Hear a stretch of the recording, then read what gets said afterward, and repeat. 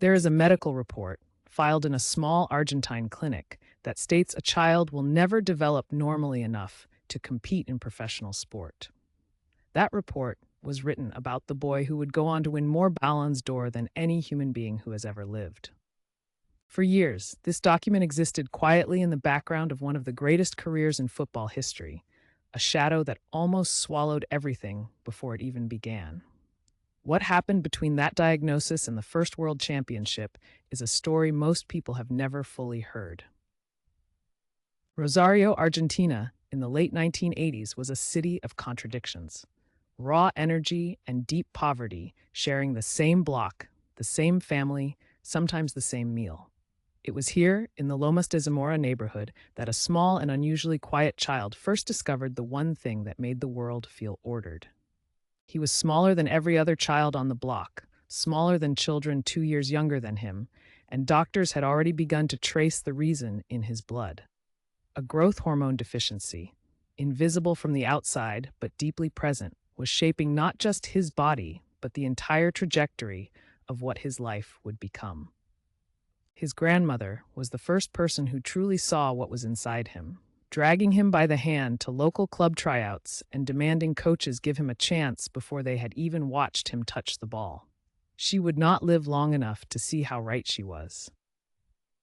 When she died, he was still a child, and those who knew him say he retreated into the game like a private language only he could speak. Football was not ambition for him then. It was a place where grief had no address. By the time he was 10 years old, he was already the most naturally gifted player anyone in Rosario had seen at his age, and also the most expensive problem his family had ever faced.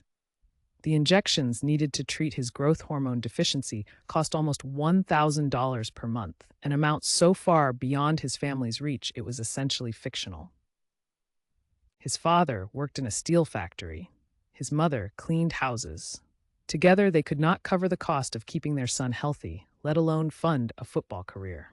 The treatment began and stopped and began again, depending on what the month allowed, and each interruption left a mark. Local clubs in Argentina expressed interest, but none were willing to absorb the medical costs of developing a child who might, despite everything, not grow enough to compete at the senior level. One by one, the doors closed, and the family was left staring at a future that had no obvious shape. There are stories like this one buried in every corner of football history. Children with extraordinary gifts who simply disappeared because no institution was willing to carry the cost of their becoming. If that pattern means something to you, and if you want to keep following these untold journeys, this channel will always be the place to find them. But this particular story did not disappear, because someone in Spain was watching, and what they saw in a 13-year-old Argentine boy was not a medical liability. It was the future of football itself. The offer from FC Barcelona came with conditions that were surreal by any standard. A verbal agreement written on a paper napkin, because the meeting happened so quickly and urgently that no formal document was prepared. The family had 48 hours to decide whether to leave Argentina forever. Barcelona in the early 2000s was already a cathedral of football, and the 13-year-old Argentine, arriving with a suitcase and a medical condition, was not exactly welcomed with open arms by everyone inside it. The club's medical staff had serious doubts, and several senior figures argued the investment was reckless. He trained with boys his own age and destroyed them. He trained with boys 2 years older and still destroyed them. The medical doubts did not disappear, but they began to share space with something that could not be argued with: footage that made experienced coaches go silent. The growth hormone treatment continued, now funded by the club, and for the first time in his life, the financial terror that had haunted his childhood simply stopped. He could eat properly, sleep properly, and train without the background noise of a family in financial crisis, and the results were immediate.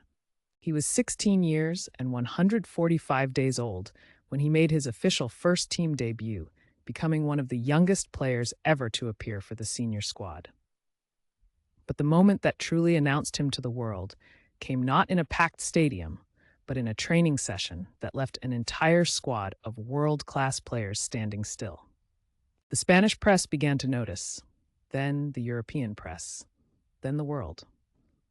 By 17, he had scored his first official goal, a finish so instinctive and precise that the commentator said nothing for 3 full seconds after it went in, because there was simply nothing adequate to say. Between the ages of 19 and 25, he assembled a body of work so dense with achievement that statisticians began running out of appropriate comparison points. 4 consecutive Ballons d'Or, Champions League titles, La Liga titles, a style of play that coaches across Europe began building tactical systems specifically to stop and usually failed. But the question that followed him everywhere, the one whispered in press boxes and shouted from terraces in equal measure, was the one about the national team. Could he do for his country what he did for his club? The doubt was not small, it was existential. 4 Copa America finals, 1 World Cup final, all lost. The narrative around him shifted from admiration to something more complicated. A genius who could not carry a nation, a player who shrank when the stakes were absolute. It was the most painful chapter of a career built on triumph. He announced his retirement from international football after one particularly devastating final defeat, and for 48 hours, the football world genuinely believed it was over. Argentina fans held vigils. Children cried in streets. A government official publicly begged him to return. He returned, and then he did something no one, not analysts, not historians, not even the people closest to him, fully predicted. He became, in his mid-30s, the most complete version of himself he had ever been. The Copa America of 2021 fell to Argentina for the first time in 28 years. The man who had been blamed for every previous failure lifted the trophy and wept openly. Not with relief, but with something older and heavier that had been building since childhood. And then came Qatar, 2022, a World Cup final that football historians will be discussing for generations. A match so extraordinary in its drama that it required extra time and a penalty shootout to produce a winner. Argentina, him, the boy from Rosario who was never supposed to develop properly, lifting the one trophy that had always refused him. Legacy is not something you calculate while it is still being built.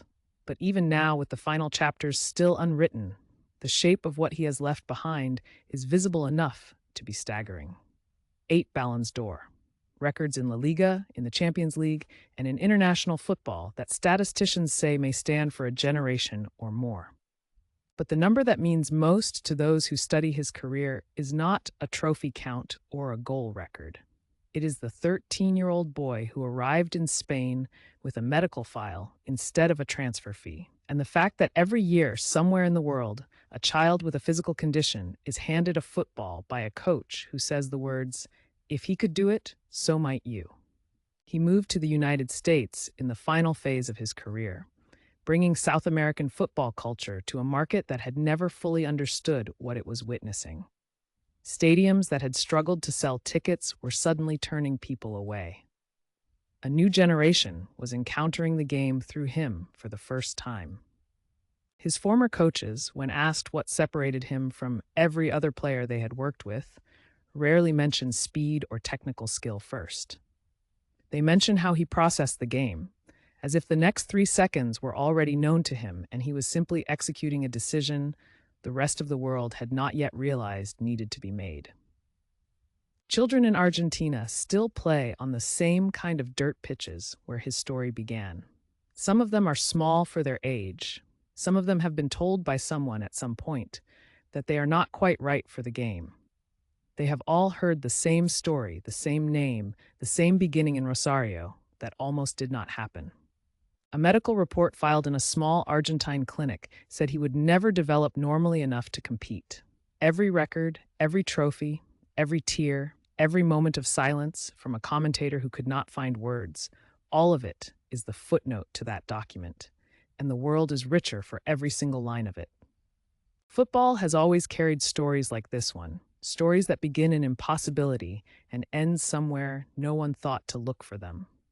If you want to keep following those stories, the ones behind the trophies and beneath the headlines, then stay with this channel because there are more untold journeys in this sport than any single lifetime is enough to tell.